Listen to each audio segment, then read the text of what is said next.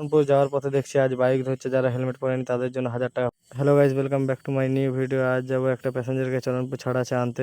এখন আমি ফাঁকা গাড়ি নিয়ে যাচ্ছি।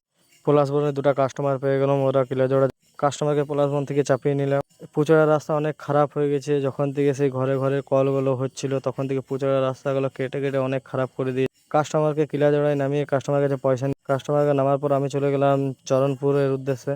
দোমানি থানা মোড় পার করে চলে গেলাম চরণপুর পৌঁছে দেখছি চরণপুরে প্রচণ্ড রাস্তা খারাপ হয়ে গেছে। এধারেও ওসিপি করে দিয়েছে, এধারেও ওসিপি করে দিয়েছে, মাঝে মাঝে রাস্তা কোনো সেফটি রেলিং। চরণপুর থেকে বেরিয়ে এখানে রেলগেট এখানে চরণপুরে পেট্রোল পাম্পের কাছে সব বাইক চেকিং হচ্ছে, অনেক বাইক ঘুরে দিচ্ছে, হেলমেট নাই তার জন্য। ওটাই তো বলছি, এখন 1000 টাকা ইনকাম নাই সারাদিনে, 1000 টাকা ফাইন দিতেছে বলো।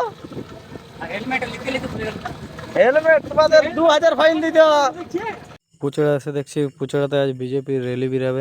বাড়ি চলে এসে গাড়িটা লাগিয়ে দিলাম বাড়িতে। ওকে গাইস, বাই, দেখা হচ্ছে নেক্সট পরের ভিডিওতে।